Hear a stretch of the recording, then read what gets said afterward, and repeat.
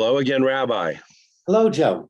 So, you have been a counselor for many years in many different situations, and you have experienced or worked with a lot of people who have gone through a lot of difficult times. Mhm.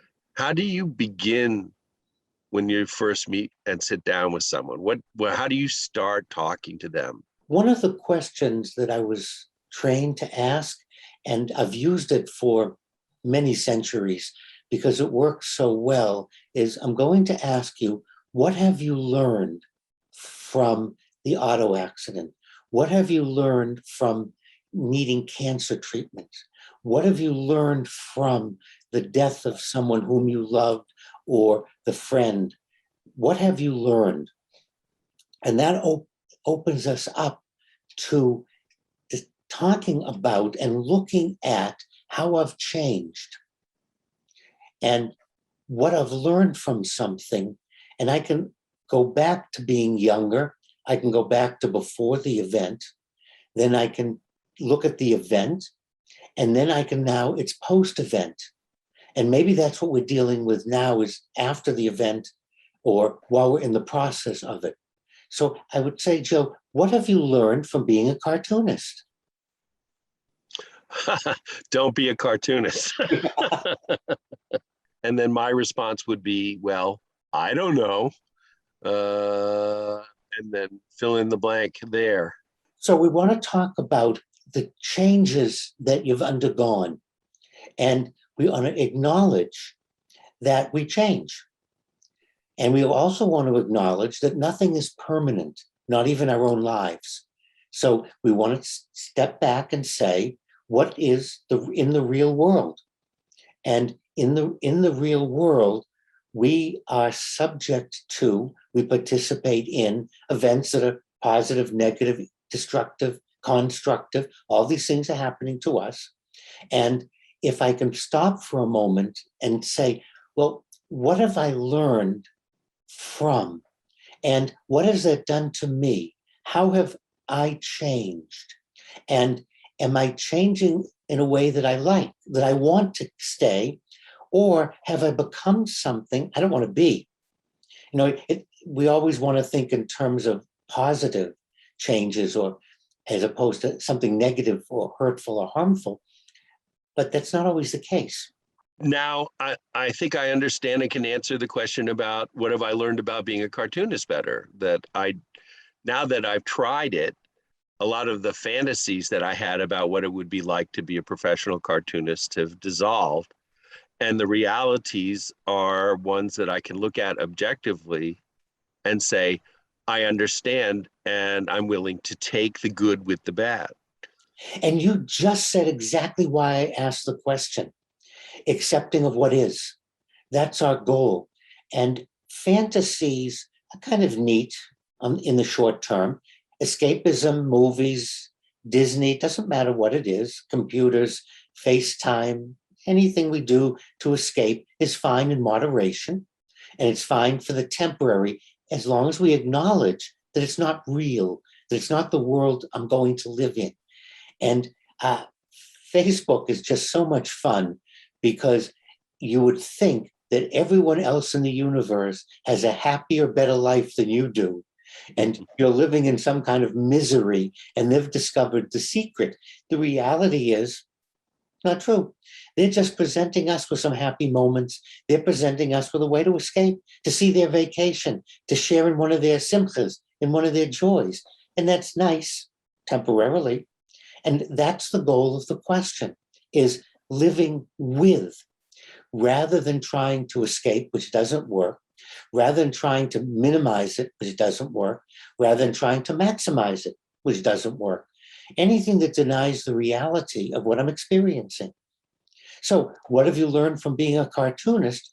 You've learned that it's not a fantasy world, that it's not always easy or simple. You've learned that there are editors, directors, producers that have an agenda or that would like to see a certain end product or want things to go a certain way. And particularly if you're doing advertising, then it's particularly to sell the product. not to demonstrate that the product doesn't work or it's marginal.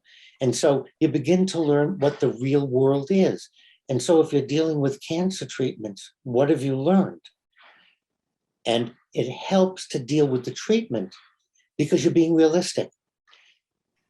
If I hate the expression, if the world gives you lemons, make lemonade, I'll make a prediction and I'll stick to it. And anyone listening, I challenge, you will get tired of making lemonade before the world ever tires of giving you lemons. You will be exhausted from making lemonade, and you're still going to have the lemons. But if you put the lemons aside and you look at them and you go, they're a pretty lemon color, and I'm not going to eat them. And yeah, I am in an unpleasant situation and it's painful. So how do I deal with it? I've learned that things go better when I accept what's happening to me rather than fighting it, rather than arguing with it. And of course, the ultimate is kill the piano player, and that's blame someone else or get rid of any negative or anything that might say something different. Some situations it's just bad, unpleasant. And then what have I learned?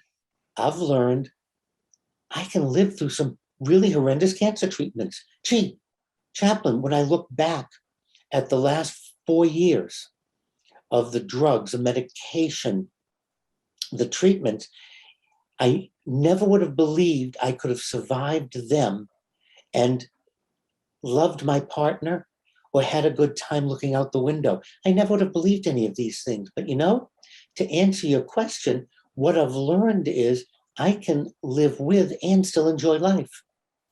I can have the disease and still enjoy being with friends and people. I can still enjoy reading. I never imagined that I could do all these things.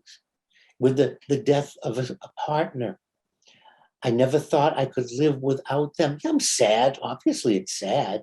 This doesn't get rid of the sadness. We're not talking about getting rid of the pain. We're not talking about that. We're talking about eliminating suffering, not the pain, not the event. That would be magic, and it doesn't work. So the question is, what have you learned? Look at all the things I've learned.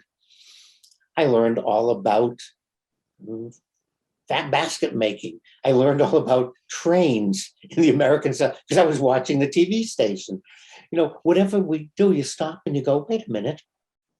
Yeah, I have learned and I'm living with, and it's more pleasant now that I can talk about it, now that I've learned these things.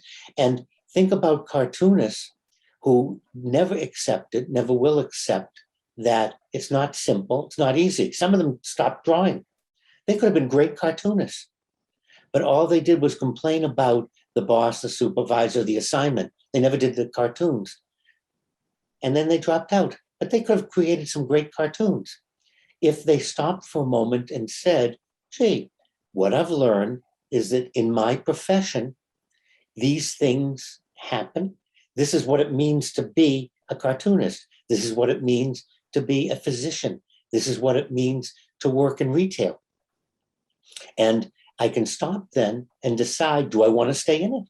Or no, this isn't for me, but I won't stay in it and be miserable and unhappy.